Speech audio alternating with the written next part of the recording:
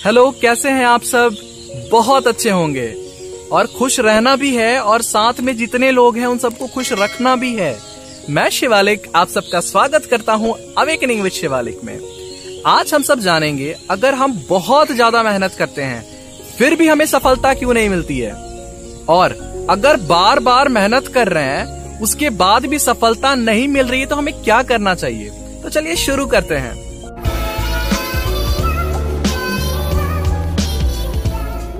इस चीज को समझने के लिए सबसे पहले हम एक सिचुएशन क्रिएट कर लेते हैं। सपोज आपको एक एंट्रेंस एग्जाम क्लियर करना है और एंट्रेंस एग्जाम क्लियर करने के लिए 70% नंबर चाहिए, दैट इज 700 नंबर चाहिए। अगर आप एक साल कंटिन्यू मेहनत करते हो और उसके बाद आप उस एग्जाम को देने जाते हो और करीबन आपको 50% मार्क्स आता है, दैट इज 500 नंबर आती है, अब आपका क्लियर नहीं हुआ। अब आप दूसरे साल उसको फिर से मेहनत करते हो और दूसरे साल फिर से एग्जाम देते हो और आपका 450 नंबर आ जाता है, दैट इज 45% नंबर आ जाता है, और कम ही हो गया 5%। पहले 500 था, फिर 450 हो गया। फिर तीसरा साल मेहनत करते हो और ये सोचते हो, अपने मम्मी पापा को बोलते हो कि इस बार मैं जान लगा के मेहनत करूंगा, मुझे सारा कॉन्सेप्ट पता चल गया, सारा तरीका पता चल गया, सारे फॉर्मूलेज पता चल गया, सारी स्ट्रैटेजीज पता चल गई। लेकिन उसके बाद फिर भी अगर आप एग्जाम देते हो तो आपको 60%, मैक्सिमम 60% मार्क्स आता है। अब आप फ्रस्ट्रेट हो जाओगे, परेशान हो जाओगे, ऐसा क्या गलती हुआ, एक्चुअली में क्या गलत हो रहा है। इस चीज को समझने के लिए हम वर्क की शैली को समझ लेते हैं। एक्चुअली वर्क क्या होता है स्पिरिचुअल लैंग्वेज में। वर्क, जब हम किसी भी चीज पे काम करते हैं, जैसे एक एंट्रेंस एग्जाम का भी हमने एग्जाम्पल लिया, दैट इज हम उस चीज पे फोकस कर रहे हैं एग्जाम पे, दैट इज हम उस एग्जाम पे अपनी एनर्जी कॉन्स्टेंटली डाल रहे हैं। और आप लोगों को पता है, जिस चीज पे भी हम अपनी एनर्जी डालते हैं वो चीज ग्रो करता है। जैसे आप सब पीछे बहुत सारे फल पौधे देख रहे होंगे, सब्जियां देख रहे होंगे, ये सब देख लो, आम की पेड़ देख लो। अगर इस आम के पेड़ के ऊपर अगर बहुत सारे खाद या बहुत सारी चीजें अगर हम लोग स्टार्टिंग में नहीं डालेंगे, दैट इज उसे सनलाइट प्रॉपर नहीं मिलेगा, पानी प्रॉपर नहीं मिलेगा, दैट इज उसे एनर्जी प्रॉपर नहीं मिलेगा, तो वो ग्रो नहीं करेगा। और जैसे ही एनर्जी उसको मिलने लगेगा वो बहुत ज्यादा जल्दी ग्रो करने लगेगा। उसी प्रकार से कार में एनर्जी रिक्वायर्ड है, ईंधन रिक्वायर्ड है। एनर्जी अगर आप पूरा फुल रखोगे, लपालप रखोगे, तो कार बहुत जल्दी आगे बढ़ेगा, स्पीड चलेगा और अपने डेस्टिनेशन तक जल्दी पहुंचेगा। और उसी प्रकार से अगर जब आपको सफलता नहीं मिल रही है तो इसमें आपको 2 चीजें चेक करनी है। सबसे पहला, आपकी एनर्जी कहीं कम तो नहीं हो गई है। सपोज एक एवरेज एनर्जी लेवल मैं बता रहा हूं, अगर 100% होता है, आपको एग्जाम को क्लियर करने के लिए सपोज 90% एनर्जी उसको देना पड़ेगा और आपके पास कहीं ना कहीं 70% एनर्जी ही है, तब क्या करोगे? आपको 90% एनर्जी देना है लेकिन आपके पास है ही 70%। इसलिए लोग बोलते हैं इतना मेहनत किया, 100% दिया, लेकिन फिर भी क्यों नहीं क्लियर हुआ, फिर भी सफल क्यों नहीं हुए? क्योंकि एक्चुअली में जितना एनर्जी देना चाहिए था उतना एनर्जी ही हमारे पास नहीं है। और ये ऑब्वियस सी बात है, आजकल आप देख रहे हो इतनी सारी नेगेटिविटी है, तो इस नेगेटिविटी मतलब लो ग्रेड का थॉट है, नेगेटिव थॉट है। अगर हमारा एनर्जी 100% है और दिन भर में मैं 25 बार कोरोना का नाम ले लूंगा, 25 बार नेगेटिव चीजें सोच लूंगा, इतने लोग मरे, इतने लोगों की हालत खराब हुई, ये गलत हुआ, उसने ऐसा गलत कर दिया, तो हमारी दिन भर में एनर्जी अगर 100% पे है, वो कहीं ना कहीं 80 या 70% पे आकर के रह जाएगा। अब सवाल खड़ा होता है, इस एनर्जी को इंक्रीज कैसे किया जाए? एनर्जी को इंक्रीज करने का तरीका मैं लास्ट में बता दूंगा। मैं एक चीज और आप लोगों को बताना चाहता हूँ, अगर आपकी एनर्जी लो है तो उसके कुछ सिम्टम्स होते हैं। वो सिम्टम अगर है तो ही समझना कि आपका एनर्जी लो है, नहीं तो दूसरा वाला केस फिर समझ लेना। अब वो सिम्टम क्या है? आपको उदासी लग रही है, मायूसी लग रही है, कोई हंस भी रहा है तो वहां बैठ करके हंसने का मन नहीं कर रहा है, आपको लग रहा है क्या है ये जिंदगी, अब क्या है मेरे लाइफ में, या गुस्सा आ जा रहा है, तुरंत चिड़चिड़ापन लग रहा है, कोई थोड़ा सा भी बोल रहा है तो तुरंत चिढ़ जा रहे हो।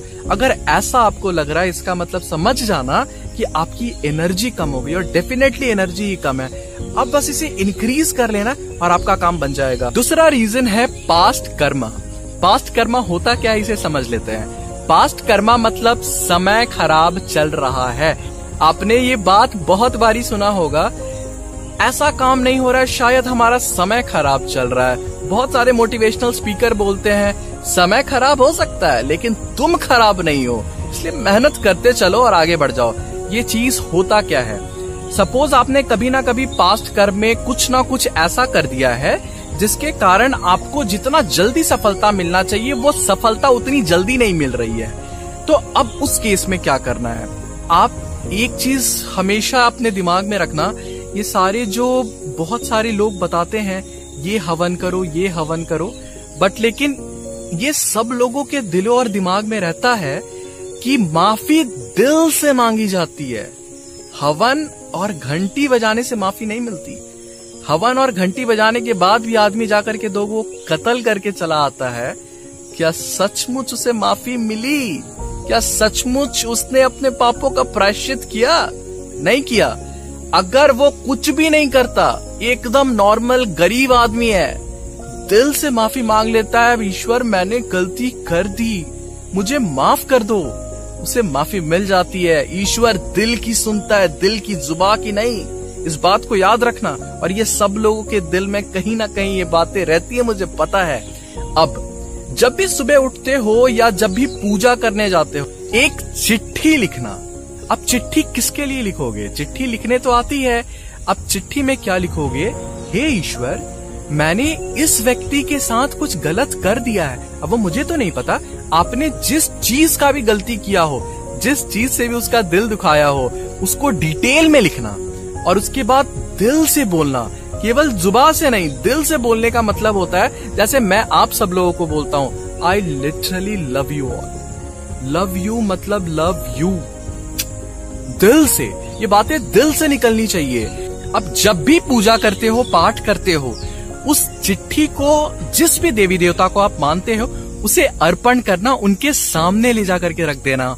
और अगले दिन से जब भी सुबह उठोगे उस चिट्ठी को एक बार जरूर पढ़ना और दिल से, लेकिन उठते के साथ दिल से माफी मांगना और इस यूनिवर्स को थैंक यू बोलना, प्यार से बोलना। माफी, प्यार वाली माफी बहुत जल्दी कबूल होती है। ये पास्ट कर्म वाली तभी स्टार्ट करना जब आपको लग रहा है कि आपकी एनर्जी तो ठीक है, एनर्जी में कोई कमी नहीं, पूरा पॉजिटिविटी रहते हो, हैप्पी रहते हो, लेकिन उसके बाद भी सफलता नहीं मिल रही है, तो ये वाला काम करना।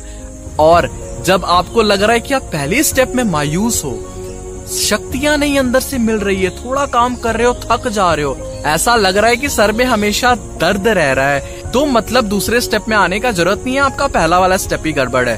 दैट इज एनर्जी की कमी है।